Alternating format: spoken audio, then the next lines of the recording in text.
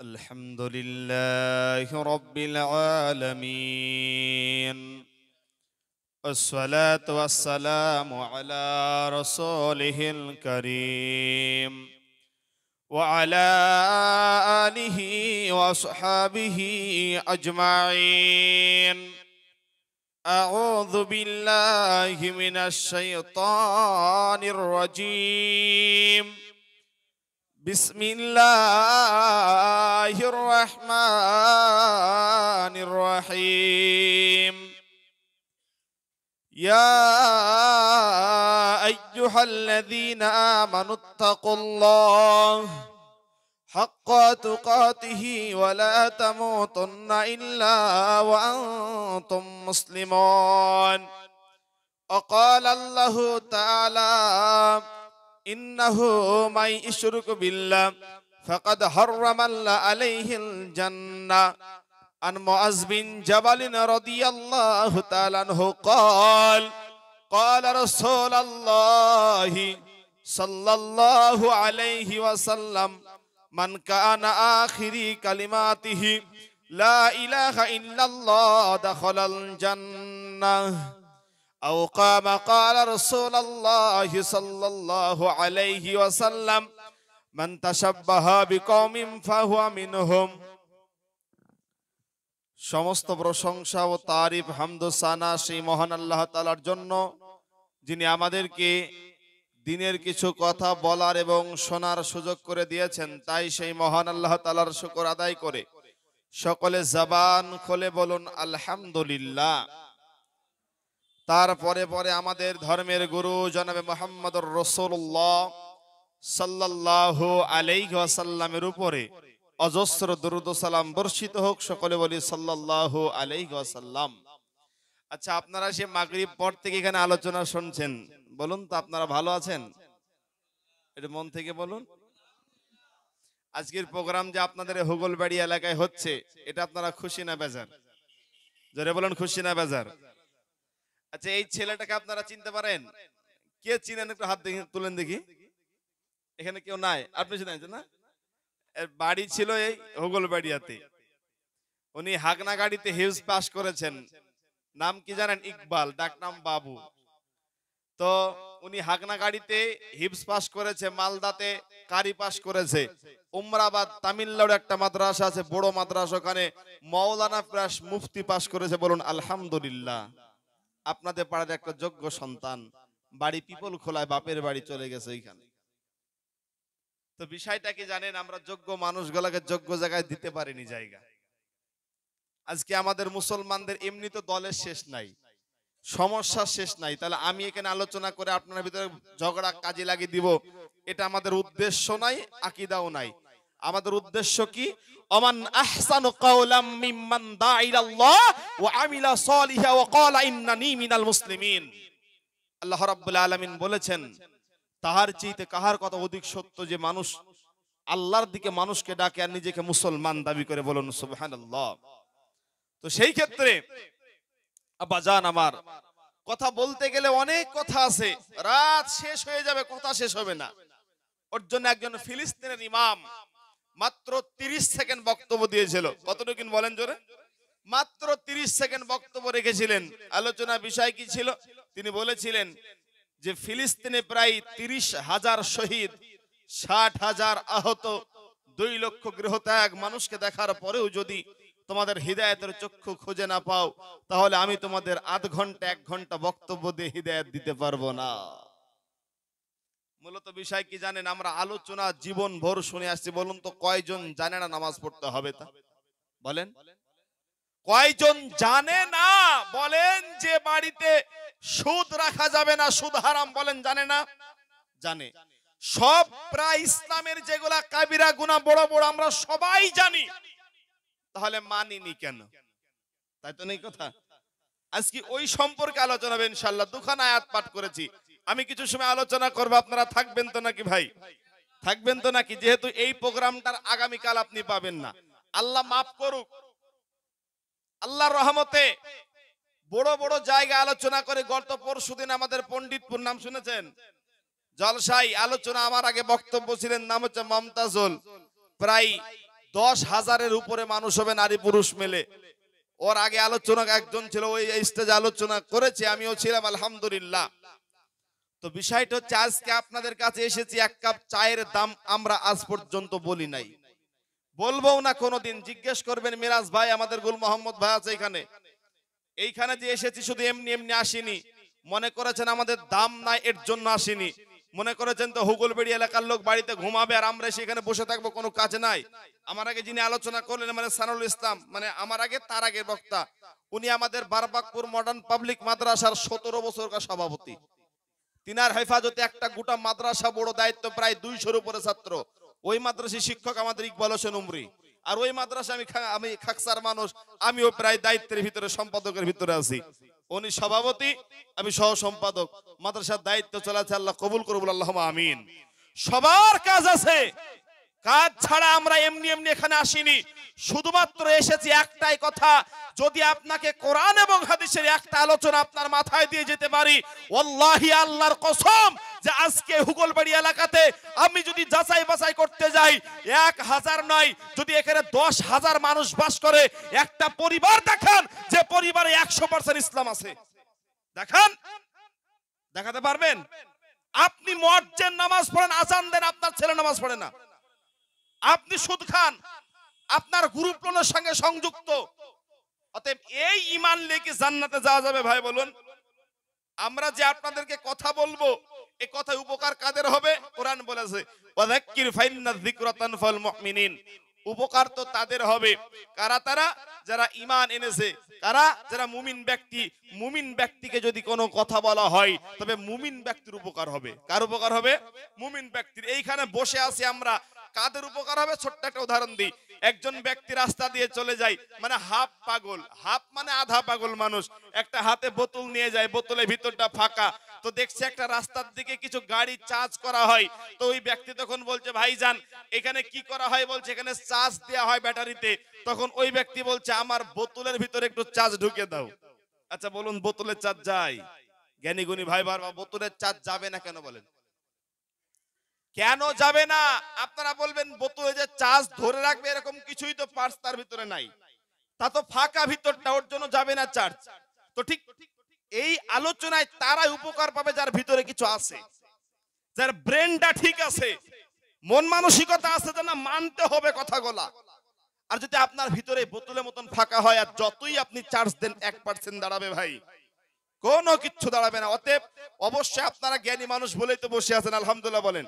অনেক মানুষ বাড়িতে বসে আছে, বাড়িতে ঘুমোচ্ছে, ঘুমায়নি, অনেক মানুষ আছে, তারপরে আলহামদুলিল্লাহ, আল্লাহ সুম্মা আলহামদুলিল্লাহ, এই যে আমরা এই মানুষ করা মিলে যে এখানে আলোচনা করছি বা আলোচনা শুনছি, এটা আল্লাহর বড় একটা শুকর। আরেকবার আমরা বলি আলহামদুলিল্লাহ। তো বলার উদ্দেশ্য হচ্ছে ভাই, দেখবেন বাড়িতে যখন আমার মা বোনেরা মুরগি বসায়, মানে ডিম যখন মুরগির পেটের তলে দেয়, ধরুন একটা মুরগি প্রায় 12টা ডিম দিয়েছে, তো 8টা মুরগির বাচ্চা উঠেছে, আর 4টি মুরগির ডিমে উঠেনি, মানে ঘোলা। আচ্ছা বলুন তো, ঘোলা হয়েছে তার কারণ কি জানেন? কেন? মানে বোঝা গেল তা পড়েনি। চাচা বলছে তা পড়েনি, মানে ডিমের মুরগির পেটের তলের বাহিরে ছিল, ওর জন্য ঘোলা নষ্ট হয়ে গেছে। তো ইসলামের ছায়া তলে যারা থাকবে এরা সুন্দর জীবন যাপন করবে, আর ইসলাম থেকে যারা বাহিরে যাবে এরকম ঘোলা হবে। কি হবে? ঘোলা হবে। আজকে আমাদের সমাজ বলতে গেলে শেষ হয়ে গেছে। আজকে আমাদের সমাজে ইসলাম মানানো কোনো মন মানসিকতা নেই। আর ইসলাম যে ব্যক্তি বলবে, প্রচার করবে, আরে ভাই আমরা তো বলি যে আজকে আমরা নাই, আমার বয়স 22 বছর চলছে, আলহামদুলিল্লাহ প্রায় 7 বছর ধরে মানুষের কাছে দাওয়াতে আলোচনা করি। আমাদের সানুল ইসলাম প্রায় 10 থেকে 15 বছর ধরে আলোচনা করে। আমরা কোনোদিন মানুষের কাছে পথ খরচের জন্য 1টা টাকাও চাইনি। এইরকম করে দিনের দাওয়াত দিয়ে বেড়াই, নিজের পয়সা খরচ করে শুধুমাত্র আল্লাহকে সন্তুষ্ট করার জন্য। আপনি একটা বক্তা দেখান, যে বক্তা আসবে 2 ঘন্টা আলোচনা করবে, আগে অ্যাকাউন্টে 20,000 30,000 মেরে নেবে, আছে না নাই ভাই? এসে বাপ দাদার কিচ্ছা কাহিনী শুনিয়ে যাবে, জাতি গুমরা গুমরায় থেকে যাবে। বলেন ওই মানুষটা গরিব মানুষ, যার 200 টাকা মুনিশ খরচ, 500 টাকা চাঁদা দিল ওই বক্তাকে, আর বক্তার উপকার সমাজে কি দিল বলেন?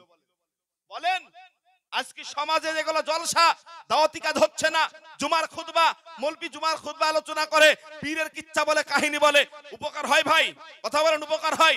কোথাও উপকার হয় না, কোথাও পূর্ণাঙ্গ দিনের আলোচনা হচ্ছে না। তবে আলোচনা ওর হচ্ছে না এই কারণেই যে আমরা একটা দাওয়াতি টিম, অতএব দাওয়াতি আলোচনা করার জন্য, যেমন মমতা বন্দ্যোপাধ্যায় একটা দাওয়াত মানে একটা দুয়ারে সরকার প্রকল্প চালু করেছে, আপনারা জানেন তাই তো? ঠিক আমাদেরও উদ্দেশ্য যে দুয়ারে দাওয়াত, ইনশাআল্লাহ একটা বাড়ির দরজাও বাদ দিব না, দাওয়াত পৌঁছাবো বলে ইনশাআল্লাহ। একবার বলে ইনশাআল্লাহ। আপনারা শুধু একটু সহযোগিতা করবেন, ঠিক আছে তো ইনশাআল্লাহ?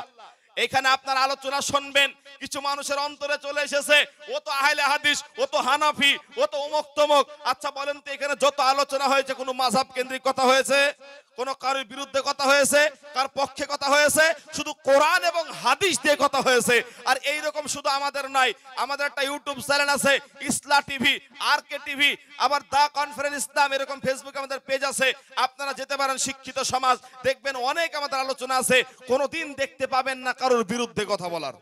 মুফতি সাহেব এখানে বসে আছে, বক্তা যেগুলা ভুল বলেছে সব নোট করা আছে, দেখেন প্রতিটা আয়াতের ব্যাখ্যা নোট করা আছে ওনার, যেটা ভুল বলেছে তিনি ওই ভুলটা মানুষের সামনে বললেন না। আয়াতের অপব্যাখ্যা তিনি তাও সেটা বুঝতে পেরেছে, বললেন না। কেন বললেন? এটা হচ্ছে আদব। আপনি আপনার সামনে যদি ওকে অপমান করি তো বেইজ্জতি হবে। ইসলাম সম্পর্কে জানে না, ওর বয়স 26-17 বছর মাদ্রাসায় পড়ছে, আর ইসলাম সম্পর্কে জানে না। ইসলাম তো আপনার মুখ থেকে আমার শিখতে হবে নাকি? আপনি তো গুল করেন, বিড়ি খান, আপনি নামাজ পড়েন না, আবার আপনি ফতোয়া দেন অমুক জনা খারাপ, আছে না এরকম ভাই? হ্যাঁ, কিছু লোক আছে আবার মুফতির চেয়ে বড় মুফতি, এর আবার দুটি বাংলা বই পড়িছে, কিতাব পড়িছে, তো এবার মানুষের আলেমদের ভুল ধরে, আছে না? আর কিছু লোক এরকম আছে যে ও সহি সিত্তা দিনটা মানে, আর কিছু লোক বলে তুমি হচ্ছে অমুক, তুমি হচ্ছে তমুক। এরকম ফিতনা সমাজ আছে না নাই ভাই? এরকম ফিতনা করা যাবে না। আমরা সব এক, আমরা সব কি? আমরা হলাম এক, আমরা মুসলমান। আমাদের কোরআন কয়টা? নবী কয়টা? আল্লাহ কয়টা? অতএব আমরা সব যেহেতু এক, তাহলে আমরাও মুসলমান এক, বলুন আলহামদুলিল্লাহ। অতএব মুসলমান আমরা এক হব কবে? আর আমাদের উদ্দেশ্য কি জানেন? আজকে সমাজের বুকে মুসলমান এত লাঞ্ছিত, অপমানিত, ঘৃণিত কেন? আজকে বেলডাঙ্গার মতন জায়গাতে আল্লাহকে গালি দেয়, বেলডাঙ্গার মতন জায়গাতে যেখানে 85% মুসলমান, এরা আল্লাহকে গালি দেয়। তারপরে মুসলমান যদি মনে করত আজকে এই ভারতবর্ষের জমিনে, বলুন তো মুসলমানের সংখ্যা কম না বেশি? মুসলমানের সংখ্যা প্রায় 40-এর উপরে, প্রায় এরা সংখ্যায় আছে। বলুন তো আমরা মুসলমান কারোর কোনোদিন কি যাররা পরিমাণে ক্ষতি করেছি? আজকে মুসলমানদেরকে মারে কি মারে না? আমরা নির্যাতন হয়ে আছি। ভারতবর্ষে যখন আমাদের শাসন ছিল, কে শাসন করেছে? যখন মুঘল সাম্রাজ্য প্রায় 700 বছর শাসন করেছে, তখন যদি মনে করতো কোন অমুসলমান এই উপমহাদেশে রাখবো না, পারতো কি পারতো না? পারতো, কিন্তু কোনোদিন এই বেআইনি কাজ করেনি। কোরআন জানিয়ে দিয়েছে তোমার একজন পাশে ভাই আছে, ও যদি অমুসলমান হয়, ওর যদি কোনো বিপদ আপদ হয়, তুমি যদি তার পাশে না ছুটে যাও, তোমার ভিতরে ঈমান নাই। তোমার ভিতরে কি নাই? ঈমান নাই। কোরআন বলেছে ওই যে তোমার পাশে একজন ভাই আছে, ও বেধর্মী, ওর মুসলমান। আল্লাহ রাসূল এক ইহুদি দাওয়াত দিয়েছে নবীজিকে, এক ইহুদি গো, আল্লাহ রাসূল ইহুদির বাড়িতে দাওয়াত খেতে গেছেন, নবীজি ইহুদির বাড়িতে গেছেন, নবীজি ইহুদির বাড়িতে কাজকর্ম করেছেন। নবীজি বলেছেন, আল্লাহ রাসূল বলেন, লা ইউমিনু আহাদুকুম হাত্তা ইউহিব্বু লিআখি মা ইউহিব্বু লিনাফসিহি। আল্লাহ রাসূল বলেছেন সবচাইতে তুমি ওই পর্যন্ত ইমানদার মুসলমান হতে পারবে না, কোন পর্যন্ত? যে পর্যন্ত না তুমি নিজের জন্য যা পছন্দ করবে, মুসলমান ভাইয়ের জন্য সেটা পছন্দ করা লাগবে। কার জন্য? মুসলমান ভাইয়ের জন্য। আমার আপনার জন্য একটা কুসুম যেমন ডিমের ভিতরে নিরাপত্তা থাকে, ঠিক অমুসলমান মুসলমানদের ভিতরে একই রকম নিরাপদে থাকবে, বলুন আলহামদুলিল্লাহ। এটা হচ্ছে মুসলমানদের চরিত্র, তাই তো ভাই? এই কথা বলেন, তাই তো নাকি? আমার নবী মুহাম্মদ, জোরে বলুন সাল্লাল্লাহু আলাইহি ওয়াসাল্লাম, তিনি হলেন সর্বশ্রেষ্ঠের মহামানব। যিনার উপরে কোনো মানব দৃষ্টি আল্লাহ তাআলা দুনিয়াতে করেন নাই। ইনি হচ্ছেন সেই আল্লাহ তাআলার নবী। আল্লাহর নবী পাক জবান মুবারকে তিনি বলে দিয়েছেন, উম্মত তোমার হাতের দ্বারাই মান সালিমাল মুসলিমুনা মিন লিসানিহি ওয়া ইয়াদিহি। আল্লাহ রাসূল বলেন তোমার হাত এবং তোমার জবান থেকে অন্য মুসলমান নিরাপদে থাকবে, তারপরে তুমি মুসলমান হতে পারবে। কি হতে পারবে? তোমার জবান এবং তোমার হাত থেকে অন্য মুসলমান আল্লাহ রাসূল বললেন তোমার জবান থেকে তোমার হাত থেকে যারা নিরাপদে থাকবে তুমি একটা মুসলমান হতে পারবে। সম্মানিত উপস্থিতি, আমার নবী হলেন সবার ঊর্ধ্বে। কার ঊর্ধ্বে? সবার ঊর্ধ্বে। আমার নবীর সম্পর্কে প্রশংসা শুধু কোরআনে বলা নাই, আছে নাকি? কোরআন বলেছে, তাওরাত বলেছে, জাবুর বলেছে, ইনজিল বলেছে। শুধু তাই নয়, আজকে যারা মহামানব, যারা পৃথিবীতে মহামানবের খাতায় নাম লিখেছেন, এইরকম মুসলমান হোক, অমুসলমান হোক, ইহুদি হোক, খ্রিস্টান হোক, আমার নবীর প্রশংসা করেছে। একবার বলুন সুবহানাল্লাহ, আর একবার জবান খুলে বলুন সুবহানাল্লাহ। আল্লাহর নবীর প্রশংসা করেছেন কে? ও সম্মানিত উপস্থিতি, একজন বিখ্যাত লেখক, যিনি হচ্ছেন খ্রিস্টান, ওনার নাম হচ্ছে দা মাইকেল এইজহার্ট। নাম কি বললাম ভাই? দা মাইকেল এইজহার্ট। উনি একটা বই লিখেছেন দা 100। কি বললেন বইটার নাম? দা 100, মানে 100 মনীষীর জীবনী। কত মনীষীর জীবনী? আচ্ছা, লেখকটা কে বললাম? লেখকটা কে বললাম? একজন খ্রিস্টান। কি বললাম? খ্রিস্টান। তিনি 100 মনীষীর জীবনী লিখেছেন। তিনার কাছে যখন বইটা প্রকাশ হলো, বইটা নিয়ে যখন আমেরিকার বুকে চতুর্দিকে ওই লেখকটার নামে সমালোচনা শুরু হয়ে গেল, সকলে একদিন কিছু জ্ঞানীগুণী ব্যক্তিগণ ওই লেখককে নিয়ে আসা হলো। আসার পর বলছেন, হ্যাঁ আপনি সম্মানিত একজন লেখক, আপনি যে বইটা লিখলেন কোনো সমস্যা নেই, 100টা মানুষের জীবনী আপনি লিখেছেন, তবে আমাদের এইখানে কোনো আপত্তি নেই। তবে আপত্তি হলো এক জায়গায়, আপনি 100 মনীষীর জীবনী লেখার সর্বপ্রথম যে মানুষটার নাম দিয়ে শুরু করেছেন, উনি হচ্ছেন মুসলমানদের নবী মুহাম্মদ। জোরে বলুন, আর একটু জোরে বলুন।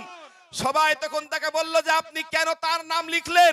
আপনি একজন খ্রিস্টান, অতএব আপনার ধর্মে একজন নেতা আছে নাম হচ্ছে যিশু খ্রিস্টান, আপনি তার নাম কেন লিখলেন না?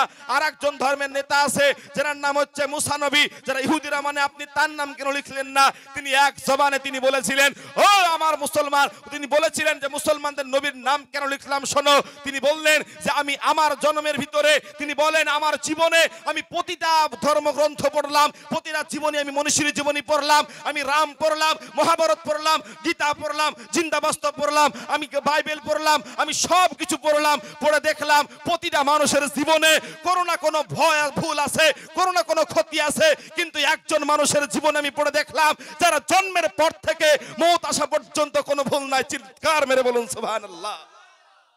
ইনি হচ্ছেন আমাদের নবী। ইনি কার নবী? আমাদের নবী।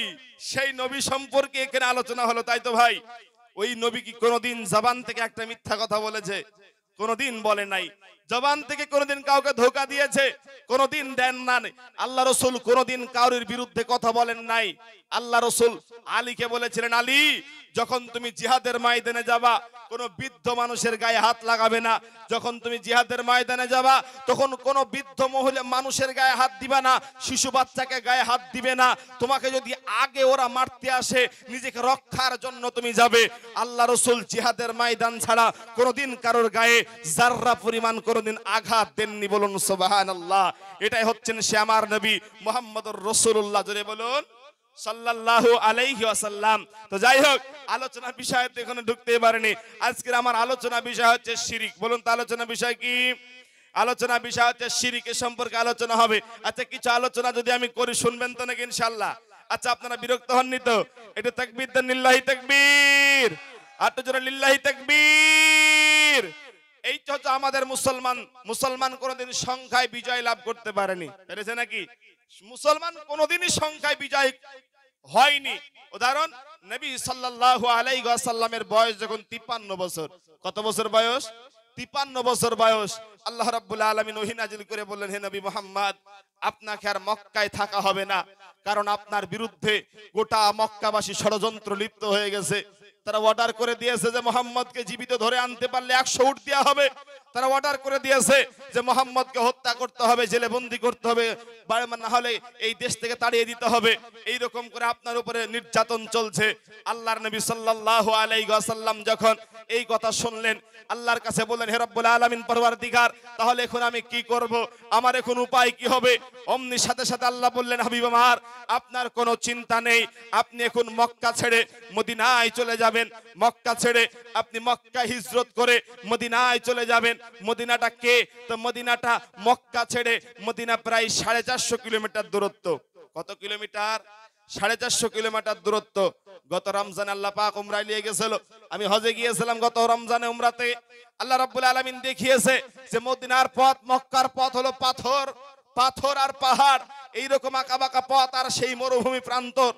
আল্লাহর নবীকে অর্ডার দিয়ে দিলেন, হে নবী মুহাম্মদ, আপনাকে মক্কায় আর থাকা হবে না, আপনাকে মদিনার পথে রওনা দিতে হবে।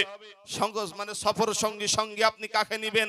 বলে আপনার প্রাণ প্রিয় একজন বন্ধু আছে, নাম হলো আবু বকর সিদ্দিক রাদিয়াল্লাহু তাআলা আনহু। আবু বকরকে আপনি সঙ্গে নেবেন। আল্লাহ রাসূল আবু বকরকে সঙ্গে নিলেন, নিয়ে আল্লাহ রাসূল চলে গেলেন মক্কা ছেড়ে মদিনায়।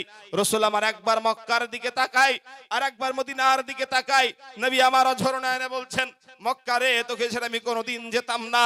মক্কা রে, যেখানে আমার আব্বা জন্মগ্রহণ করেছে, যেখানে আমার দাদা দাদি যেখানে আছে, ওই মক্কা ছেড়ে আমি কোনোদিন যেতাম না। আমাকে আমার গোষ্ঠীর লোকেরা চিনলো না, আমাকে আমার সমাজের মানুষ আমাকে চিনলো না। মক্কা আমি যদি কোনোদিন আবার আসি, আমি ওই দিন আমি তোমার কাছে আবার আসবো। আবু বকর সিদ্দিক বলেন, আল্লাহর নবী আপনি চলুন, আপনি চলুন। আল্লাহ রাসূল এরকম করে চলতে শুরু করলেন। চলতে চলতে যখন মদিনায় পৌঁছে গেলেন, মদিনায় পৌঁছানোর পর অনেক বড় ঘটনা। এইবার বেঈমান কাফেরেরা নবীর বিরুদ্ধে আবার ষড়যন্ত্র শুরু করলেন। নবীর বিরুদ্ধে এবারে জিহাদের ডাইরেক্ট ঘোষণা করে দিলেন। কিসের ঘোষণা? জিহাদের ঘোষণা। জিহাদের ঘোষণা যখন শোনা দিল, তখন বেঈমানেরা এইদিকে মক্কা থেকে প্রায় 1000 জন কাফের, কত হাজার? 1000 কাফের মক্কা এবং মদিনার একটা মধ্যবর্তী একটা জায়গা, সেই জায়গাটার একটা কূপ আছে, ওই কূপটার নাম হচ্ছে বদর। নাম কি? ওই জায়গাটার নাম হচ্ছে বদর। বদর নামক প্রান্তে আজকে মুসলমান আর কাফেরের বিরুদ্ধে জিহাদ ঘোষণা হবে। এই কথা যখন শ্রবণ করলেন বা শুনলেন, আল্লাহ রাসূল সাহাবাদেরকে বললেন, ও আমার সাহাবারা, ইতিমধ্যেই তোমরা মুহাজির হিজরত করে চলে এসেছো, বাপ মা সব ছেড়ে চলে এসেছো, এখন তো তোমার কিচ্ছু নেই আপন বলতে, অতএব তোমরা এই হালাতে কি করে যাব? অতএব সাহাবারা বলেন, আমার সেই সময় আমাদের কাছে একটা খেজুর ছিল আমাদের সম্বল, আমরা ওই খেজুরটা সকালবেলায় মুখে দিতাম, এক গ্লাস পানি পান করে ওই খেজুরটা আবার সন্ধ্যাবেলায় মুখে দিয়ে এইরকম করে একটা খেজুর আমরা 7 দিন যাবত চালিয়েছিলাম। এই দুর্বল সাহাবাগুলাকে নিয়ে আল্লাহ রাসূল কি করে দাঁড়াবে? নবীর প্রাণে একটা ভয় ঢুকে গেছে। আল্লাহ রাব্বুল আলামিন বলেন, হে নবী আপনি ভয় করবেন না, সাহাবাগুলাকে নিয়ে ওয়াদা করেন, শপথ করুন। নবী যে আমার সাহাবাগুলাকে নিয়ে বললেন, ও আমার সাহাবারা, তোমরা আমার কাছে আসো, এর ওয়াদা দাও। ওয়াদা দিতে শুরু করলেন। সাহাবারা বললেন, আল্লাহ রাসূল আপনার হাতে হাত রেখে আমি ওয়াদা দিলাম, আমরা ওয়াদা দিলাম যে আমরা জিহাদের ময়দান থেকে পালিয়ে আসব না। ইয়া রাসূলুল্লাহ, আমরা সেই নবী মুসার উম্মতের মতন বলবো না যে আপনি আর আপনার আল্লাহ যে জিহাদ করুন, আল্লাহ রাসূল আপনাকে আমরা এরকম করে ছেড়ে দিব না। এই কথা বলার সাথে সাথেই নবী আমার বুকে বল পেলেন। আল্লাহ তাআলা আয়াত নাজিল করে বললেন, হে নবী আপনার হাতের তলে আমি আল্লাহর হাত আছে। বলুন, একটু জোরে বলুন। বলে আপনার হাতের তলে আমি রবের হাত আছে। এইদিকে 1000 কাফের আর এইদিকে দুর্বল সাহাবা 313 জন। কতজন? 313 জন সাহাবাকে নিয়ে নবী আমার বদরের প্রান্তে জিহাদের ময়দানে চলে গেলেন।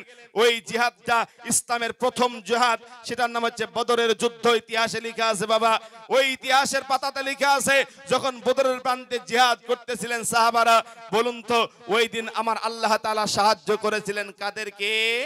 মুসলমানদেরকে। কাদেরকে? মুসলমানদেরকে। ওই দিন বদরের প্রান্তে 1000 কাফের বেঈমান মুশরিক মুরতাদকে মাটির তলে মিটিয়ে দিয়ে ইসলামকে জয়যুক্ত করেছিলেন। উনি হলেন সেই মুসলমান। আমরা সেই নবীর উম্মত, সেই নবীর আমরা উম্মত।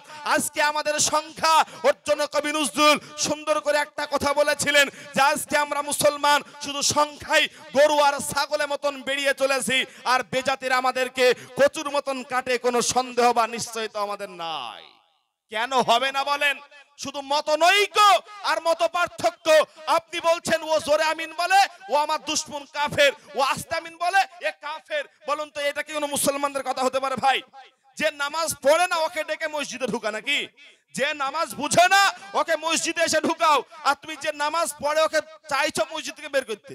হ্যাঁ, খোঁজ দেখো আপনার আমার বাড়িতে আমার সন্তান ভাই নামাজ পড়ে না, অতএব মুসলমান হলো ঐক্য। মুসলমান কি?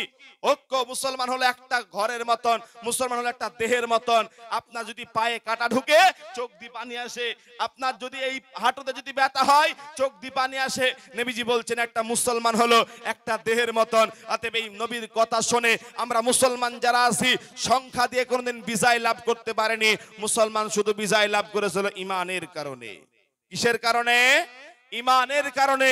আল্লাহ কোরআনে বলেছেন ওয়াকান হাক্কান আলাইনা নাসরুল মুমিনিন, হে দুনিয়ার ঈমানদার, তোমরা যদি ঈমানদার হয়ে যাও আল্লাহর সাহায্য ঈমানদারের উপরে আসবে। কার উপরে আসবে ভাই? ঈমানদারের উপরে আল্লাহর সাহায্য আসবে। সম্মানিত উপস্থিতি, সেই নবী পাক সাল্লাল্লাহু আলাইহি ওয়াসাল্লাম যখন আল্লাহ তাআলার নবী মক্কা ছেড়ে মদিনায় আসতেন, আবার যখন মক্কা বিজয় করলেন, তখন আল্লাহর নবী মক্কা বিজয় করলেন। মক্কায় যখন বিজয় হয়ে গেল, আল্লাহ রাসূল কাবা শরীফের ভিতরে ঢুকে দেখছেন 313 খানা মূর্তি ঝুলানো। কয়টা মূর্তি? কোথায়? সেইটা কাবা ঘরে। কয়টা মূর্তি? 313টা মূর্তি ঝোলানো। মূর্তিগুলা কার? তো ইব্রাহিম আলাইহিস সালামের। মূর্তিগুলা কার? তো নূহ আলাইহিস সালামের। মূর্তিগুলা কার? তো হাবাল। মূর্তিগুলা কার? এইরকম করে বড় বড় নবী রাসূলদের মূর্তি এবং আরো তাদের সাথে মূর্তিগুলা ঝুলিয়ে রেখেছিল। আল্লাহ রাসূল একটা হাতে লাঠি নিলেন, লাঠি নেওয়ার পরে বলছেন আলী, হে আলী শোনো, আমাকে একটা লাঠি দাও। লাঠি দিলেন আর সূরা বনী ইসরাঈলের 81 নম্বর আয়াতটা পড়লেন। নবীজি বললেন ওয়াকুল জাআল হক ওয়া জাহাকাল বাতিল ইন্নাল বাতিলা কানা যাহুকা। আল্লাহ রাসূল বললেন যে সত্য এসেছে, মিথ্যা বিলুপ্ত হবে। মিথ্যা বিলুপ্ত হওয়ার কারণের জন্য নবী লাঠিটা নিয়ে যত ছবি ছিল, মূর্তি ছিল, সবগুলোকে ভেঙে ভাঙচুর করে দিলেন, ধূলিসাৎ করে দিলেন। মুসলমানের ঘরে কখনো ছবি মূর্তি থাকতে পারে না। স্পষ্ট তো ভাই? এবার আসি শিরিক কি জিনিস, বলি তো ইনশাআল্লাহ নাকি? শিরিক কি জিনিস? আমরা যারা মুসলমান দাবি করি, বলুন তো ওযু ভাঙার কারণ আছে না নাই? ওযু নষ্ট হওয়ার কারণ আছে, নামাজ নষ্ট হওয়ার কারণ আছে না নাই? নামাজে যদি কেউ নামাজ পড়ে, নামাজ পড়ছে, নামাজ পড়তে পড়তে যদি কেউ কথা বলে, নামাজ হবে কি? এক মুসল্লি, আমাদের গ্রামের কথা বলি, এক মুসল্লি মাগরিবের সময় নামাজ পড়তে দাঁড়িয়েছে আল্লাহু আকবার বলে। ইতিমধ্যে বাপ মুসল্লি আবার একটা বৃদ্ধ মানুষ, বয়স প্রায় 70 প্লাস। তো মুসল্লি আবার কি করবে এখন? আর তো সেই বয়স নাই। ও আবার আল্লাহর কি বরকতে আবার আয়াতুল কুরসি মুখস্থ আছে, মানে মুখস্থ করে, প্রতিদিন মুখস্থ করে। তো মাগরিবের নামাজে দাঁড়িয়েছে আল্লাহু আকবার, সূরা ফাতিহা বাদ দিয়ে আয়াতুল কুরসি পড়তে লিখেছে। কি পড়ছে? আয়াতুল কুরসি। সঙ্গে সঙ্গে পেছন থেকে একজন বলছে আরেকজন বলছে এই করে কি নামাজ হয়? নামাজের ভিতরে কথা বুঝছেন? আচ্ছা বলেন তো এইরকম কি নামাজের সমাজ আছে না নাই? নামাজে লুকমা কি করে দিতে হয় তাও মানুষ জানে না। হ্যাঁ, এরকম লোক সমাজে আছে না? অতএব ওই থেকে আসতে হবে। নামাজ ভাঙারও কারণ আছে, নামাজ ভাঙারও কারণ নষ্ট হয়ে যায়। এইবারে আমরা যে লা ইলাহা ইল্লাল্লাহ পড়ে মুসলমান হয়েছি, এইবারে লা ইলাহা ইল্লাল্লাহটাও ভেঙে যায়, মানে ঈমানও ভেঙে যায়। এমন 10টা পাপ আছে। কয়টা পাপ আছে? 10টা পাপ আছে। এই 10টা পাপ করলে মানুষ আর মুসলমান থাকে না। সঙ্গে সঙ্গে একজন হিন্দু যেমন কাফের, একজন খ্রিস্টান যেমন কাফের, ওই মানুষটা ওই রকম ভাবে কাফের হয়ে যায়। কয়টা পাপের কথা বললাম ভাই? 10টা পাপের কথা। তার মধ্যে 1 নম্বর হলো আশিরকু বিল্লাহ। আশিরকু বিল্লাহ মানে আল্লাহর সাথে কাউকে শরীক করলে তার ঈমান নষ্ট হয়ে যায়। কার সাথে শরীক করলে ভাই? আল্লাহর সাথে কাউকে যদি কেউ শরীক করে তাহলে ঈমান ভেঙে যায়। এইবারে শিরিক সম্পর্কে আসি। শিরিক করলে 3টি ভয়াবহ ক্ষতি হয়। জোরে বলুন কয়টা ক্ষতি হয়? 3টি ক্ষতি হয়। যত আলোচনা আপনারা শুনলেন, আজকে আমার এই ছোট্ট আলোচনাটা মাথায় রাখবেন যে পিপল খোলা থেকে এসে রাকিবুল ভাই আমাদেরকে যে ওসিয়তগুলো করেছিলেন তার মধ্যে একটা কথা হলো মানুষ শিরিক করলে 3টা ক্ষতি হয়। কয়টা ক্ষতি হয়? 3টা ক্ষতি হয়। এক, যে ব্যক্তি শিরিক করবে, কথা ভালো করে বোঝেন, যে ব্যক্তি শিরিক করবে তার পূর্বেকার আমল বাতিল হবে। কিসের আমল? পূর্বেকার আমল মানে বলেন আগেকার আমল বাতিল। উদাহরণ দিই, ধরুন আপনি কোন নামাজ পড়েন, আপনার বয়স 60 বছর, আপনি 40 বছর ধরে নামাজ পড়েন, আল্লাহ আল্লাহ ইবাদত করেন। আপনি ধরুন রাস্তা দিয়ে চলছেন, এই যে যুবক ভাইরা বসে আছে না, তো এইরকম যুবক কিছু মূর্তির উদ্দেশ্যে চাঁদা চায় না রাস্তাতে। সরস্বতী ভগবতীর সময় মূর্তির উদ্দেশ্যে কিছু চাঁদা চাই। আপনি বললেন বন্ধু মানুষ, একই ক্লাসমেট, না দিলে কেন হয়? আপনি সঙ্গে সঙ্গে 10টা টাকা দিয়ে চলে গেলেন। আল্লাহি আল্লাহর কসম, আপনার পূর্বেকার আমল সব বাতিল, সব ধ্বংস হয়ে যাবে। সূরা জুমার আয়াত নম্বর 65। আমার বাপের কথা বলতে আসি নাই যে আপনি কথা শুনবেন না, আপনাকে শুনতে হবে, এটা আপনার ইমানি দায়িত্ব। তারপরে আপনি আসুন, যদি কেউ শিরিক করে মারা যায়, তার জন্য শিরিক ব্যতীত, কথা বুঝেন, শিরিক ব্যতীত অন্যান্য গুনাহ করেছে মানুষটা, অন্যান্য গুনাহ হয়ে গেছে, তওবা করার সুযোগ পায়নি, আল্লাহ যদি চাই ওই ব্যক্তিকে ক্ষমা করতে পারে। কি বললাম কথাটা? আল্লাহ যদি চাই ওই ব্যক্তিকে ক্ষমা করতে পারে। কিন্তু যদি ওই ব্যক্তি শিরিক করে মারা যায়, আল্লাহ বলেন সূরা নিসা, লিখে রাখুন সূরা নিসা আয়াত নম্বর 116, সূরা নিসা আয়াত নম্বর 48, আল্লাহ তাআলা বলেছেন যে ব্যক্তি শিরিক করে মারা যাবে ওই ব্যক্তিকে আমার আল্লাহ কোনোদিন ক্ষমা করবে না, কোনোদিন ক্ষমা করবে না। কয়টা ক্ষতি হলো? দুইটা। এক, শিরিক করলে পূর্বেকার আমল নষ্ট হয়। দুই, শিরিক করলে কি হয় বলেন? নির্ধারিত জাহান্নাম আল্লাহ ব্যক্তিকে মাফ করবে না। তিন, আল্লাহ তাআলা বলেন সূরা মায়েদা আয়াত নম্বর 72, আল্লাহ বলেন ইন্নাহু মাই ইশরিক বিল্লাহ ফাকাদ হাররামাল্লাহু আলাইহিল জান্নাহ, যে ব্যক্তি আল্লাহর সাথে কাউকে শিরিক স্থাপন করবে তার জন্য আল্লাহর জান্নাত হারাম। কি বললাম কথাটা? আল্লাহর জান্নাত হারাম। কোন ব্যক্তি আল্লাহর জান্নাতে যাবে না বলেন? যে ব্যক্তি শিরিক করবে, শিরিক করে বিনা তওবায় মারা গেছে। কি তওবায়? বিনা তওবায়, তওবা করেনি, ওই অবস্থায় মারা গেছে, ওই ব্যক্তি যাবে কোথায়? জাহান্নাম। শুধু জাহান্নাম না, এখানে ইন্না ব্যবহার করেছে, গ্রামার অনুযায়ী মুফতি সাহেব আছে, ইন্না মানে নিশ্চয়টা পরিবর্তন হবে না, পরিবর্তন হবে না। আল্লাহ এটা ইন্না ব্যবহার করেছে, ইন্নাহু মাই ইশরিক বিল্লাহ ফাকাদ হাররামাল্লাহু আলাইহিল জান্নাহ, যে ব্যক্তি আল্লাহর সাথে কাউকে শরীক করেছে ওর জন্য জান্নাত চিরতরে হারাম ঘোষণা, কোনোদিন জান্নাতে যাবে না, কোনোদিন জান্নাতে যাবে না। যদি অন্যান্য গুনাহ হয়ে যায় কি হবে? হাদিসে কুদসির কথা আপনাকে বলি। হাদিসের রাবি আনাস রাদিয়াল্লাহু আনহু, আনাস বলেন আল্লাহর নবী সাল্লাল্লাহু আলাইহি ওয়াসাল্লাম বলেছেন, আল্লাহ তাআলা বলেছেন, মানে হাদিসে কুদসির কথা। কার কথা? হাদিসে কুদসির কথা। আল্লাহ তাআলা বলেছেন ইয়া ইবনে আদম, হে আদম সন্তান, হে আদম সন্তানেরা, হে হুগলবাড়িয়ার মা বোনেরা, হে হুগলবাড়িয়ার আব্বা যুবক ভাইরা, আল্লাহ বলেছেন ওই কথাটা আমি আপনাকে শোনাচ্ছি।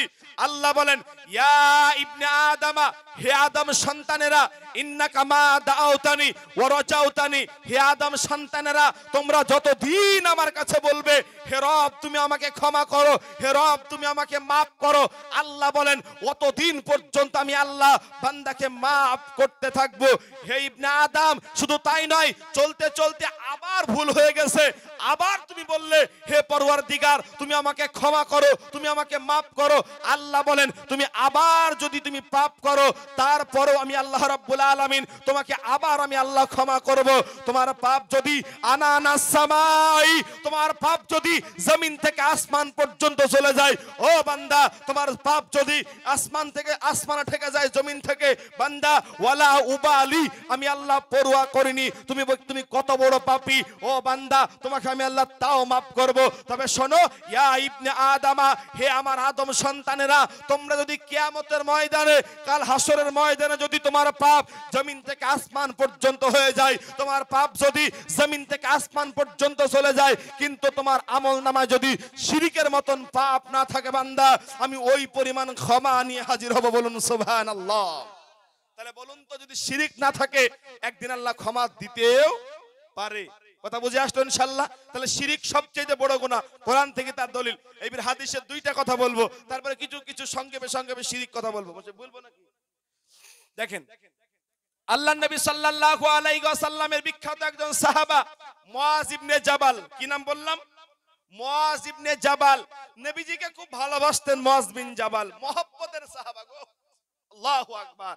সাহাবার কথা তো আপনাদেরকে শোনাতে পারলাম না।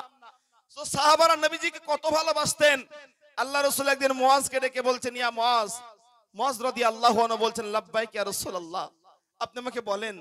মুআজ রাদিয়াল্লাহু আনহু বলছেন আল্লাহর রাসূল বলেন। নবীজি বলেন মুআজ তোমাকে ইয়ামেন যেতে হবে, তুমি বাড়িতে যাও। মুআজ রাদিয়াল্লাহু আনহু বলেন আমি এই কথা শুনে আমি বাড়ির দিকে চলে গেলাম। বাড়িতে যে আমি আমার সওয়ারিকে গুছিয়ে নিলাম, নেয়ার পর আমি যখন রওনা দিলাম, নবীজির সামনে যখন আমি উপস্থিত হয়ে গেলাম, নবীজি আমাকে বললেন ইয়া মুআজ। মুআজ রাদিয়াল্লাহু আনহু বলেন লাব্বাইক ইয়া রাসূলুল্লাহ। নবী আমার বলেন মুয়াজ তুমি কোথায় যাচ্ছ? বলে আমি ইয়েমেনে যাচ্ছি। আপনি বলেছেন। নবী আমার মুয়াজের দিকে তাকিয়ে বলেন মুয়াজ তুমি শোনো, ইয়েমেন থেকে ফিরে এসে আমি রাসূলুল্লাহকে দুনিয়াতে আর জিন্দা দেখতে পাবে না। মুয়াজ আমি আমার কবরের পাশ দিয়ে তোমাকে যেতে হবে, আমার মসজিদের পাশ দিয়েই তোমাকে চলতে হবে। মুয়াজ রাদিয়াল্লাহু আনহু এই কথা শুনে আর বাচ্চা ছেলের মতন ডুকরে কেঁদে উঠলেন, বলছেন আহারে নবী ছাড়া এই মদিনা কেমন ভালো, আমাদের ভালো লাগবে না। নবীজি বললেন মুয়াজ তুমি এইরকম করে কান্না করিও না, তুমি আল্লাহকে ভয় করো। আল্লাহকে ভয় করে জিন্দেগি যাপন করলে তুমি আর আমি আল্লাহর সাথে আল্লাহর জান্নাতে একই সাথে থাকবো। বলুন সুবহানাল্লাহ। তো এই হচ্ছে মুয়াজ বিন জাবাল। নবীজি মুয়াজ বিন জাবালকে খুব মহব্বত করতেন, ভালোবাসতেন। তো নবী আমার মুয়াজ বিন জাবালকে ডেকে বললেন মুয়াজ তুমি শোনো। মুয়াজ বিন জাবাল বলেন ওয়ালু সামিআতু রাসূলুল্লাহি সাল্লাল্লাহু আলাইহি ওয়াসাল্লাম।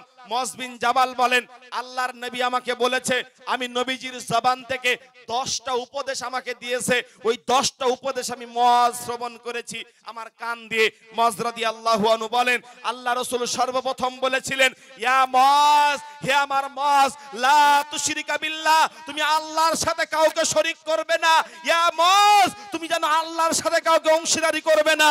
ইয়া মুয়াজ, তোমাকে যদি কেটে পিস পিস বানিয়ে দেওয়া হয়, ওয়া কুতিলতা ওয়া হুররিকতা, ইয়া মুয়াজ, তোমাকে জ্যান্ত আগুনে যদি জ্বালিয়ে দেওয়া হয়, তুমি যেন আল্লাহর সাথে কাউকে শরীক করবে না। কি বললেন কথার আল্লাহ রাসূল? তোমাকে যদি কেটে পিস বানিয়ে দেওয়া হয়, জ্যান্ত আগুনেও যদি ফেলে দেওয়া হয়, তারপরেও শিরিক করা যাবে না। আপনাকে উদাহরণ দিই, ধরুন আপনার কাছে 5 লক্ষ টাকা আছে। কয় টাকা আছে? 5 লক্ষ টাকা আছে। আর আপনি একটা ব্যাগে করে নিয়ে যাচ্ছেন রাস্তা দিয়ে, সামনে কিছু ডাকাতের দল ধরেছে আপনাকে, ডাকাতের দল ধরেছে। এবার আপনাকে বলছে টাকা দে নচেত তোকে মেরে ফেলবো। তখন আপনি কি করবেন? টাকা দিয়ে দিবেন। জানটা তো বেঁচে থাকুক বাপ, জান বাঁচলে আরো টাকা পাওয়া যাবে, টাকা দিয়ে দিবেন। ধরুন রাস্তা দিয়ে চলছেন, চলতে চলতে এই যে যুবক ভাইগুলো আছে বলছেন মূর্তির উদ্দেশ্যে চাঁদা দে, মূর্তির উদ্দেশ্যে চাঁদা দে। এখন আপনি কি করবেন? দেখি কার ব্রেনে কতটা বিবেক আছে। এই দেখেন দেখেন, এতক্ষণ আপনার মাল আর আপনার জানের সাথে লড়াই ছিল, মাল দিয়ে দাও জান বাঁচিয়ে লাও। আর এখন আপনার ঈমানের সাথে আর আপনার জানের সাথে লড়াই। নবী বললেন মুয়াজ তুমি জান দিয়ে দাও, ঈমান দিও না। জোরে বলো সুবহানাল্লাহ। নবী বললেন মুয়াজ তুমি জান দিয়ে দাও, ঈমান তুমি দিও না। এর নাম ঈমান। এর নাম কি? ঈমান।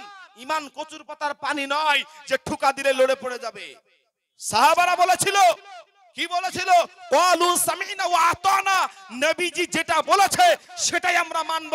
এই নবীর কথা বলতে যাই হযরত বিলালের মতন একজন মানুষকে বিলাল বলেন আমি বেঁচে থাকা আগদে, আমি বেঁচে থেকে আমার স্বচক্ষে দেখেছি আমার মাংস গোশতগুলা মদিনা মক্কার ওই যে কুকুরগুলা আমার গোশতের টুকরাগুলা খেয়েছে। এই ঈমানের কারণেই হযরত খুবাইব রাদিয়াল্লাহু তাআলা আনহুকে শহীদ করেছে, হযরত খাব্বাবকে শহীদ করেছে। শুধু ঈমানের কারণে তারা ঈমান কোনোদিন দেয়নি, ঈমান দিয়ে দিয়েছে, মানে টাকা পয়সা মাল সব দিয়ে দিয়েছে, কোনোদিন ঈমানটা দেয়নি। এটা ছিল সাহাবাদের ঈমান। কি ছিল এটা বলেন? সাহাবাদের ঈমান। এইবার আপনাকে আসি, তাহলে জান দিয়ে দিব, ঈমান দিব না, যেহেতু শিরক হলো সবচাইতে বড় গুনাহ।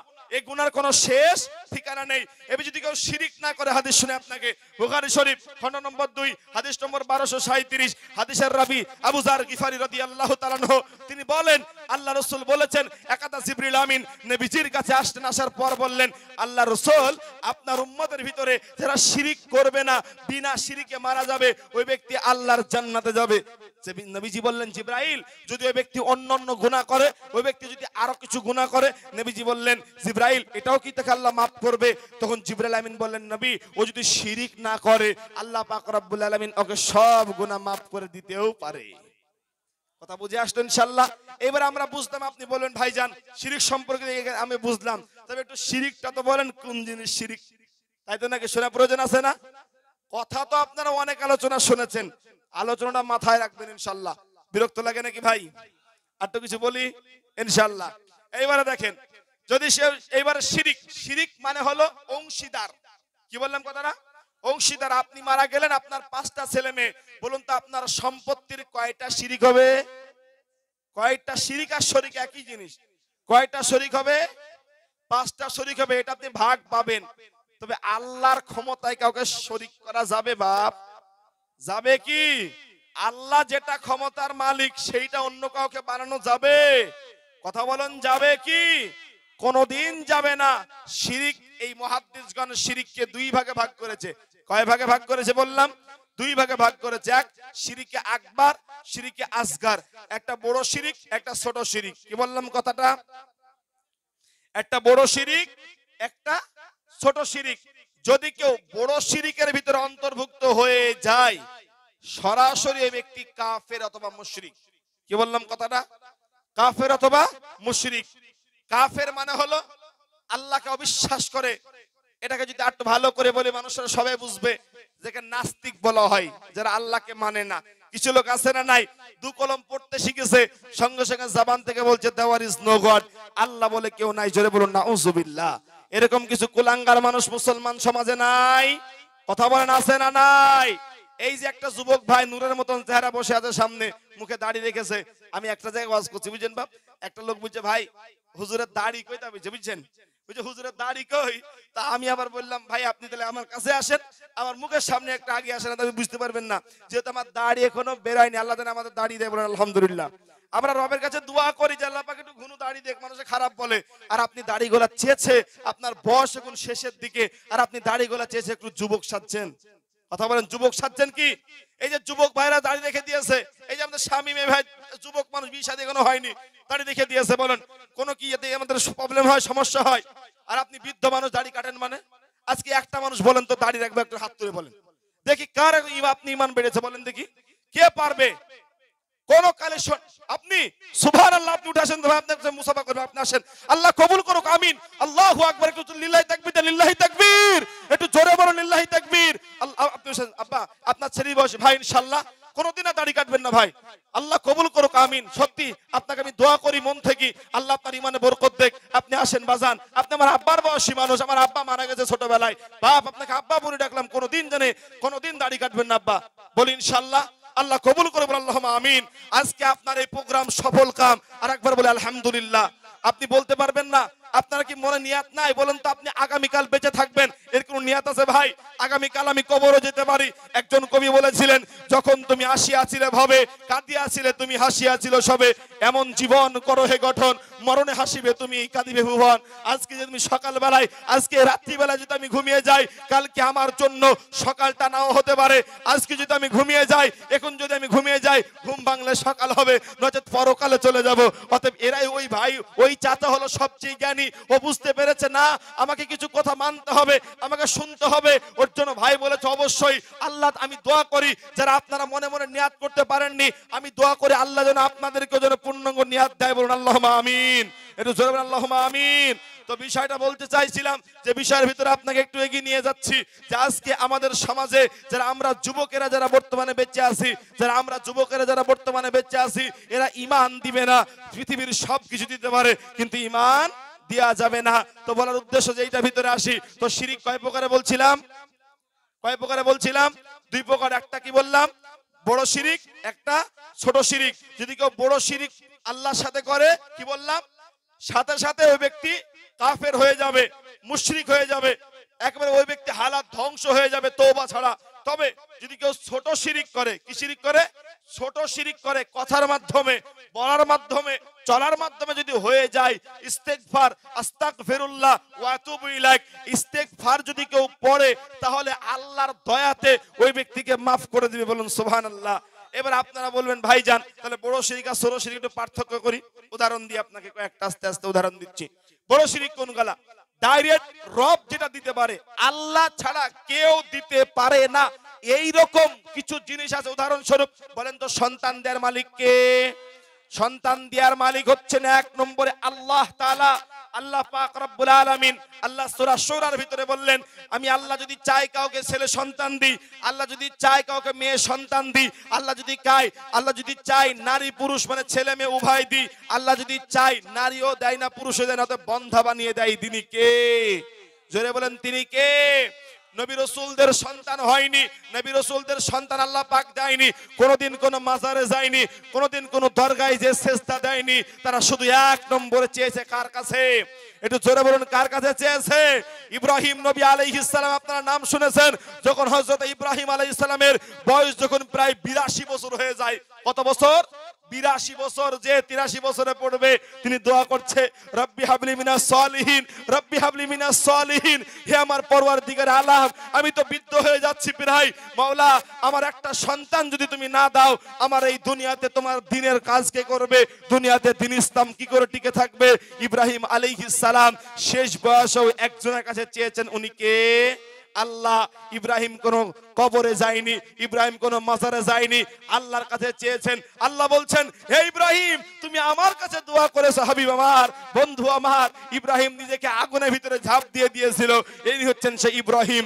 ইব্রাহিম আলাইহিস সালামকে আমার আল্লাহ 313টা পরীক্ষা নিয়েছিলেন। তার মধ্যে 13টা পরীক্ষা কঠিন ছিল, 13টার ভিতরে আরো 3টি ছিল বড় বড় কঠিন। তার মধ্যে একটা পরীক্ষা হলো যে নিজেকে আগুনের ভিতরে ঝাঁপ দিয়া, তারপরে ছিল নিজের সন্তানকে কুরবানি করা, তারপরে ছিল নিজের সন্তানকে থুয়ে আসা সেই মরুর প্রান্তে। ইব্রাহিম আলাইহিস সালামকে আমার আল্লাহ একটা সন্তান দিয়ে দিলেন। দেখেন কত সুন্দর কথা। ইব্রাহিম নবীকে যখন সন্তান দিলেন আমার আল্লাহ তাআলা, সন্তান দেওয়ার পর আল্লাহ বললেন, হে ইব্রাহিম দেখি তো তোমাকে 83 বছর পর একটা সন্তান দিলাম, এই সন্তানের মহব্বত আমি আল্লাহর চাইতেও বেশি না কম? আল্লাহর চাইতেও বেশি না কম? ইব্রাহিমকে আমার আল্লাহ বলেছেন, ইব্রাহিম তোমার সবচেয়ে প্রিয় জিনিস, সবচেয়ে প্রিয় তোমার সন্তান ইসমাইল আলাইহিস সালাম। এই ইসমাইলকে আর তার মা হাজেরাকে তুমি আমার আদেশে প্রায় 800 কিলোমিটার দূরত্ব একটা জায়গা হেজাজ থেকে, বাড়ি হচ্ছে ইব্রাহিম আলাইহিস সালামের বাড়ি হলো হেজাজে, হেজাজ থেকে তুমি মক্কায় আমার কাবা ঘরের প্রান্তে তুমি থুয়ে আসো, মক্কার প্রান্তে থুয়ে আসো। তখন কাবাতে কোনো মানুষ নেই, কাবা শরীফ একটা চিহ্নিত জায়গা, উঁচু একটু জায়গা ছিল, এটা কাবা শরীফ নামে পরিচিত ছিল। ইব্রাহিম আলাইহিস সালামকে আমার আল্লাহ তাআলা অর্ডার দিয়ে দিলেন, কোথায়? বললেন যে কাবা গৃহের পাশে তুমি থুয়ে আসো। কাকে? তো সন্তানকে। হারে কি মায়ার সন্তান, কি জাদু মায়া, কি সন্তানের মহব্বত দেখবেন। বাপ যদি বেঁচে থাকে, সন্তান যদি মারা যায়, তাহলে বুঝে যে বাপ কি জিনিস, সন্তান কি জিনিস। ওর জন্য একজন ব্যক্তি বলেছেন, সন্তান যদি বাপের আগে মারা যায় তো বাপের অর্ধেক হায়াতটা কমিয়ে যায়। চিন্তা করতে করতে হারে আমার এই হাতে আমার সন্তানকে আমি কি করে দাফন করলাম, আমার এই হাত দিয়ে আমি আমার সন্তানকে কি করে আমি জানাজার পরে কবরে নামিয়ে দিয়ে আসলাম। বাপ মা যদি ঘরে যেও দেখে যে সন্তানের জামা কাপড় আছে, তো বাপ মা ওই সন্তানের জন্য ডুকরে ডুকরে কান্না করে, করে কি করে না? প্রিয়তম আপনজন সন্তান বাপ মায়ের কাছে, এর চেয়ে আর বড় কিছু হতে পারে না।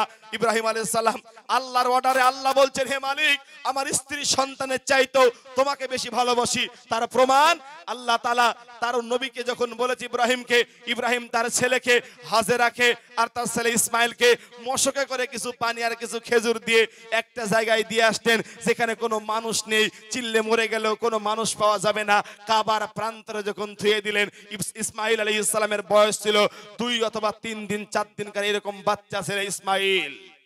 ইব্রাহিম আলাইহিস সালাম যখন হযরত ইসমাইল আলাইহিস সালামকে ওই কাবা ঘরের প্রান্তরে যখন রেখে যাচ্ছেন, ওই জায়গায় যখন রেখে যাবে, হাজেরা তখন সঙ্গে সঙ্গে বলতে, স্বামী আমার আপনি এই প্রান্ত থেকে যেখানে একটা মানুষজন কেউ নেই, ধুধু এলাকা, মরুর বালি এলাকা, আজকে যদি তাপ পড়ে, মরুর প্রান্ত, বালি, মদিনা মক্কার বালি এমন তাপ হয়, আজকে আমাদের যে পাহাড়গুলো দেখা যায় এগুলা জিন্দা পাহাড়, কত সুন্দর গাছ বৃক্ষ দেখা যায়। আর যখন মদিনা মক্কার পাহাড় দিয়ে ধোঁয়ার মতন উঠে রোদের সময় এত তাপ হয়, মক্কার বালি মদিনার বালি এত তাপ হয়, যদি ধান দেওয়া হয় খই ফুটে যাবে, এত পরিমাণে তাপ হয়। হাজেরা আলাইহিস সালাম আর সঙ্গে সঙ্গে হাজেরা আলাইহিস সালাম আর ইসমাইল আলাইহিস সালামকে রেখে হযরত ইব্রাহিম আলাইহিস সালাম তাদেরকে রেখে চলে যাচ্ছেন। হাজেরা পিছন পিছনে যেয়ে বলছে, স্বামী আমার আপনি আমাকে ছেড়ে কোথায় চলে যাচ্ছেন? যে এলাকায় কোনো মানুষজন নেই, চিল্লে যদি মরে যায় একটা মানুষ আসবে না। ইসমাইল আলাইহিস সালামের বাপ ইব্রাহিম আলাইহিস সালাম পেছন দিকে দেখলেন না, পেছনের দিকে ফিরলেন না, ইসমাইল আলাইহিস সালামের দিকেও তাকালেন না। হারে 83 বছর পর একটা সন্তান ইসমাইল আলাইহিস সালাম, ইসমাইলের দিকে তাকালেন না, না তাকিয়ে তিনি যখন রওনা দিলেন, কোথায় রওনা দিলেন? ওই জায়গাতে পেছনে পেছনে হযরতে হাজেরা কিছু দূর আসলেন। হাজেরা আলাইহিস সালাম এসে দেখে ইব্রাহিম আলাইহিস সালাম আঙ্গুলটা তুলে এইরকম করে ইশারা করলেন। হাজেরা বুঝতে পেরেছে আল্লাহর আদেশে, আল্লাহর আইনেই আমাকে রেখে যাচ্ছেন এই জায়গায়। হযরত ইব্রাহিম আলাইহিস সালাম পাহাড় একটা রোধ হয়ে দুটো হাত তুলে দোয়া করে বলেন, হে আল্লাহ, আমার বংশের একটা প্রদীপ আমি তোমার হেফাজতে রেখে দিলাম। আল্লাহ, যে এলাকায় কোনো পানি নেই, যে এলাকায় কোনো খাবার নেই, রব এই এলাকাটা তুমি জনসমুদ্র বানিয়ে দিও। হে আল্লাহ, তুমি এখানে খাবারের তুমি বরকত বানিয়ে দিও। ইব্রাহিম আলাইহিস সালাম দোয়া করে চলে গেলেন। এইদিকে ইসমাইল আলাইহিস সালামের মা হাজেরা আলাইহিস সালাম এইবারে তখন বাপ মানে মা আর সন্তান, বাপ তো চলে গেছে ইব্রাহিম, এইবারে কি করবে? হাজেরার বুকের দুধ শুকিয়ে গেল, পানি মশকে শেষ হয়ে গেল, কোথায় যাবে? আহারে, কোন জায়গায় যাবে? কে দিবে? তাকে কোনো সাহায্য করা মানুষ নাই। ইসমাইল আলাইহিস সালাম পানির জন্য হাহাকার করতে লেগেছে। হাজেরা তখন কি করবে? আপনারা যদি হজে যান, তৌফিক দেখ আল্লাহ পাক একবার মক্কা নবীর দেশ, আল্লাহর নবীর দেশ একবার দেখাত, সবাইকে তৌফিক দান করবেন, আল্লাহুম্মা আমিন। এই যে দেখবেন যদি কেউ হাজিরা যান, একটা কাবা শরীফ, আর কাবা শরীফের প্রান্তেই দুইটা পাথর, একটা সাফা একটা মারওয়া, এই দুইটা পাহাড়, এই দুইটা পাহাড়ের মাঝখানেই ইব্রাহিম আলাইহিস সালামের ছেলে ইসমাইল আর হাজেরাকে থুয়ে গেছিলেন। হাজেরা বলছে, হায় আল্লাহ, এখন যদি আমার সন্তানকে একটা পানি যদি না দিই, আমার সন্তানটা মারা যাবে। এই বলে এখন পানি কোথায় পাবে? পানি তো কোথাও নেই। হাজেরা দেখছে ওই সাফা পার্বতে, সাফা পর্বতে চিকচিক করে মনে হচ্ছে যেন পানি আছে, ওটা হচ্ছে বালি চিকচিক করছে। হাজেরা একবার দৌড়িয়ে চলে গেলেন, আবার মারওয়ার দিকে দেখে মারওয়াতেও চিকচিক করছে, এসে দেখেন ওইটা হলো বালি। এইরকম করে তিনি সাফা মারওয়া 7 বার দৌড়াদৌড়ি করলেন। কতবার? 7 বার দৌড়াদৌড়ি করলেন। আল্লাহর নবী হজে এটা ফরজ করে দিয়েছে, যদি কোনো হাজি যে সাফা মারওয়া যদি দৌড়াদৌড়ি না করে, তাহলে তার হজ কবুল হবে না, হজ কোনোদিন হবে না। তার আল্লাহকে কত ভালোবেসেছিল ইব্রাহিম আলাইহিস সালামের ছেলে ইসমাইল। হাজেরা মনে মনে ভাবলো, হায় আল্লাহ, আমার সন্তানকে মনে হয় আর বাঁচাতে পারবো না, আমার সন্তান মনে হয় এখনই মারা যাবে। এই কথা যখন বলেছে, আমার আল্লাহ বলেন, হে আমার হাজেরা, তোকে আমার ফেরেশতারা তোকে দেখা দিয়েছিল। ফেরেশতা জিবরিল আমিনকে বললেন, হে জিবরিল আমিন, তুমি তাড়াতাড়ি যাও, যে মরুর প্রান্তে যেখানে পানি বলে কোনো জিনিস নেই, তুমি যাও। আমি আল্লাহর কাছে নাই শব্দ নাই, অতএব আমি আল্লাহ মরা গাছ থেকে শুকনা ফুল ফুটাতে পারি, আমি আল্লাহ জিন্দাকে মুর্দা বানাতে পারি, আমি আল্লাহ রাতকে দিনদারে পরিবর্তন করতে পারি। ও জিবরাইল, আমার হাজেরার কাছে তুমি তাড়াতাড়ি চলে যাও। জিবরিল আমিন এসে বলছেন, ও হাজেরা, তোমার আর টেনশন নাই, তোমার সমস্যা নেই। এই বলে জিবরাইল আমিন নিজের পা দিয়ে এরকম করে একটা যখন আঘাত করেছেন, আঘাত করার সাথে সাথে মাটি ফেটে ওই দিক থেকে একটা পানির জোয়ার উঠতে শুরু করেছে। এইবারে হাজেরা এসে দেখছে যে চতুর্দিকে পানি থই থই থই থই করে। তার মুখের ভাষায়, তার জবানে বলেছিল, আমরা যেটা বাংলায় বলি থাম থাম, এটা আরবিতে বলা হয় জমজম। কি বলা হয়? জমজম। হাজেরা এবারে সঙ্গে সঙ্গে জমজমের 3টি পাথর দিয়ে দিলেন। নবীজি বলেন, এই জমজমে ওই দিন যদি হাজেরা বান না দিত, তো গোটা পৃথিবীতে এই জমজমের পানিতে বরকতময় হয়ে যেত। নবীজি বলেছেন, কেউ যদি এই জমজম পানি যদি কেউ একবার পান করে, যে নিয়াতে পান করবে, আল্লাহ রাব্বুল আলামিন তার ওই নিয়াতটাই কবুল করবে। বলুন আলহামদুলিল্লাহ। অতএব এই এত সৌন্দর্য বলার উদ্দেশ্য ওইটা না, বলার উদ্দেশ্য এইটাই, ইব্রাহিম নবীর সন্তান 82 বছর হয়নি, বলুন তো সন্তান চেয়েছে কার কাছে? কোনদিন কোন মানুষের কাছে চাইনি। নবী জাকারিয়া আলাইহিস সালাম বহুদিন সন্তান হয়নি, সন্তান চেয়েছিল কার কাছে? সন্তান দিয়েছেন কে? জোরে বলুন, সন্তান দিয়েছিলেন কে? একটু জোরে বলুন, সন্তান দেওয়ার মালিক কে? তিনি হচ্ছেন সেই রব, তিনি হচ্ছেন সেই আল্লাহ। কোনদিন কোন মাজারে যে বলেনি যে একটা সন্তান দে বাবা, একটা সন্তান দে আব্বা। এই কথাটা কোনদিন কোন মাজারে বলেনি, কোনদিন কোন জায়গায় বলেনি। বলুন তো, আমাদের সন্তান আদি যদি না হয়, কোন জায়গায় কবরে, দরগায়, মাজারে মান্নত করা যাবে? জোরে বলেন, যাবে? এগুলা কি বললাম? জোরে বলুন। এগুলা শিরিক, শুধু শিরিক না, এটা বড় শিরিক। আবার সমাজে কিছু লোক আছে এক দিল গান দেয়, আপনাদের সমাজে নাই মনে হয়, এক দিল গান দেয়। আচ্ছা বলুন, গান ইসলামে জায়েজ না হারাম? জায়েজ না হারাম আপনারা বলেন? ইসলামে গান হারাম। আর ওই এক দিল গান দেয়। এক দিল গানে কি বলে? এক দিল গান গোড়া থেকে শেষ পর্যন্তই শিরিকে ভরপুর, গোটাটাই শিরিক। হারাম তো আছেই, তারপরে আবার ডবল হারাম। কথা বুঝে আসতো তো? এই যে এক দিল গান দেয়, এটা হলো বড় শিরিক, এটা ছোট শিরিক নয়। বলেন, এক দিল গান যদি কেউ মান্নত করে, শয়তান আবার এসে স্বপ্নে দেখায়, যদি গান না দিস তো ছেলে মরে যাবে। আছে না নাই? শয়তানের কম বুদ্ধি নাই ভাই। আপনি মনে করছেন আমি শয়তানে আগে আগে যাই, না না, শয়তানের বয়স অনেক, আর বয়স ওই দিন মরবে যেদিন ইসরাফিল আলাইহিস সালাম সিংহায় ফুৎকার দিবে। অভিজ্ঞলা শয়তান আপনাকে চাই ইমানটা কি নষ্ট হবে। একদিন আমাদের গ্রামে উমরি সাহেব আছে, তো পাশেই গ্রামে মিলাদ দিবে, বুঝলেন কি বলে ওই এক দিল দিবে, তো এক দিল গান দিবে। তা আমাদের হাফেজ সাহেব গ্রামের বাড়িতে, তো যে বলছে ভাই আপনি এই গানটা দিয়েন না, হারাম। তখন বলছে এই গান যদি না দিয়ে আমার ছেলে যদি মরে যায় দায়িত্ব আপনি নেবেন। তো বলছে আচ্ছা বেকায়দা কথা। তো তিনি তারপরে বলছে যদি এই গান দেওয়ার পর যদি আপনার ছেলে মরে যায় দায়িত্ব কে নেবে? আর কথা আছে, বলেন তো বাঁচানোর মালিক কে? বাঁচানোর মালিক কে? আল্লাহ হচ্ছেন বাঁচানোর মালিক, রব হচ্ছেন বাঁচানোর মালিক। এক দিল গান দিয়েছি তার জন্য আমার সন্তান বেঁচে গেছে, এক দিল গান দিয়েছি ওর জন্য আমার বিপদ আপদ বালা মুসিবত আমার দূর হয়ে গেছে। ওয়াল্লাহি আল্লাহর কসম, এই গান বাজনা যদি কেউ দেয় ও তো গুনাহগার হলোই হলো, আর গোটা সমাজ থেকে গুনাহগার করে গাছ ছাড়লো। অতএব যদি কেউ এক দিল গান দেয় ওকে আপনারা বুঝাবেন ওই গানের মজলিসে যাবেন না, এগুলো শরীয়তে হারাম শিরকের অন্তর্ভুক্ত, এগুলো বড় শিরকের ভিতরে পড়ছে। এবারে ছোট শিরক কিছু কথা বলি, বলবো তো ইনশাআল্লাহ। অবশ্যই বলি, ছোট শিরক কিছু কথা বলি, যেহেতু বলতে গেলে অনেক কথা। যে বড় শিরকের কথাগুলো আমরা বললাম, কয়েকটা ছোট শিরকের কথা বলি। ছোট শিরক বলতে গেলে আমার আর আপনার বাড়িতে ঘুমোতে যাওয়ার আগ পর্যন্ত, মানে ঘুম থেকে উঠে ঘুমোতে যাওয়ার আগ পর্যন্ত শিরকে ভরপুর। উদাহরণ দিই, একজন ছেলে ঘুম থেকে উঠেছে, উঠার পর জোড়া শালিক দেখেছে, আছে না নাই? কি বলে? জোড়া শালিক দেখা ভালো সকালে বিকেলে, আর বেজোড় হলে কপাল মন্দ, সব মেয়েরাই বলে, আছে না নাই? আপনি যখন জোড়া শালিক দেখেছেন আপনি মনে করেছেন যে ভাগ্যটা মনে হয় ভালোই হবে আমার, আছে না নাই? ভাগ্যটা মনে হয় ভালোই হবে। একজন ব্যক্তি বলেছিল একটা চাকরকে সকালবেলা রেখে দিয়েছিল যে শোনো সকাল যদি হয় জোড়া শালিক দেখবে আমাকে ডাকবে। তো চাকর প্রতিদিন ম্যাডামকে ডাকে, আসেন আসেন আসেন, ওই জোড়া শালিক বসে আছে ডালে, আসেন। ঠিক আছে, কাজটা এরকম। একদিন দেখেছে গোলাম যে দুটো শালিক বসে আছে, ম্যাডামকে ডাকতে গেছে, একটা উড়ে গেছে। এসি কটা দেখলো? একটা।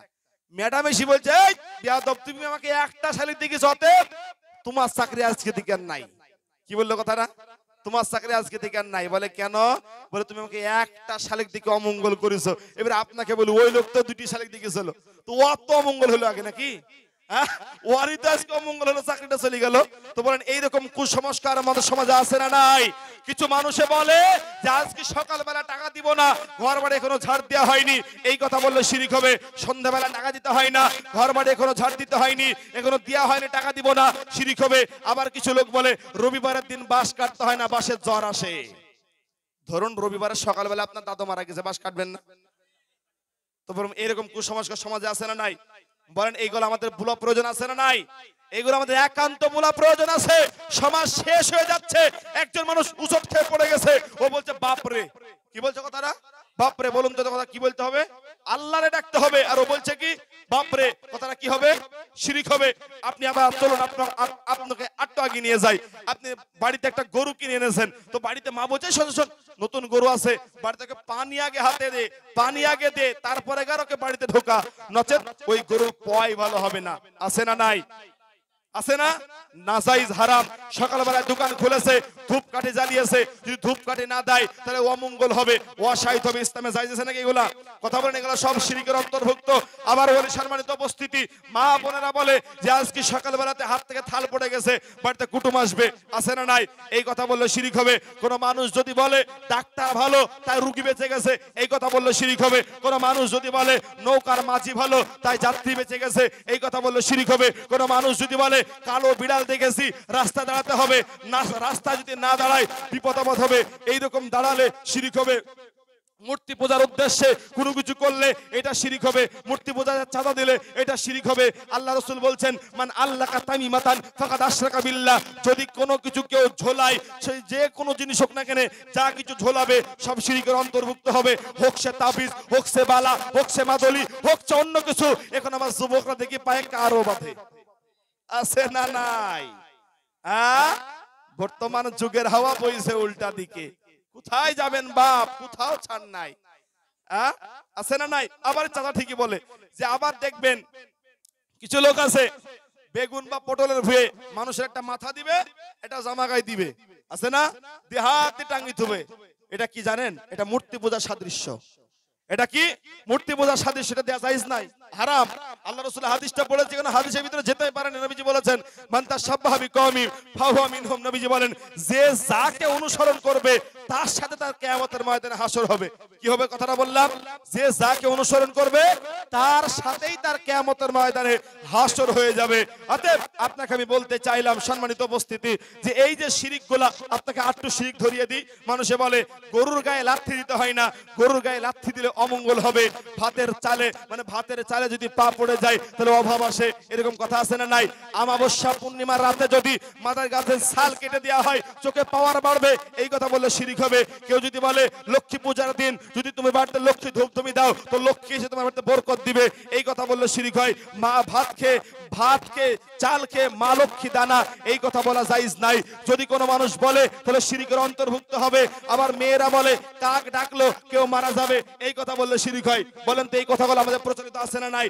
এক বাক্যে আপনি শিরিক এটাই ভাববেন যেটাই আপনার বিবেকে ধোঁকা দিবে। কি বললাম কথাটা? যেটা আপনার বিবেকে ধোঁকা দিবে ওইটাই শিরিকের অন্তর্ভুক্ত হয়ে যাবে। অতএব এই শিরিক থেকে আমাকে আপনাকে অবশ্যই বেঁচে থাকার প্রয়োজন আছে না নাই? একটু জোরে বলেন আছে না নাই? এই শিরিক থেকে আপনাকে আমাকে যে কোনো মূল্যে যে কোনো উপায়ে বেঁচে থাকার প্রয়োজন। বলতে গেলে অনেক কথা আছে আমার আব্বাজান। ইনশাআল্লাহ এইরকম যে প্রোগ্রাম আপনারা আরো চান কি চান না? একটু কথা বলেন, চান কি চান না? এই ভাই আমরা চাই তো নাকি বাপ? আচ্ছা এই প্রোগ্রামে আপনারা অবশ্যই খুশি?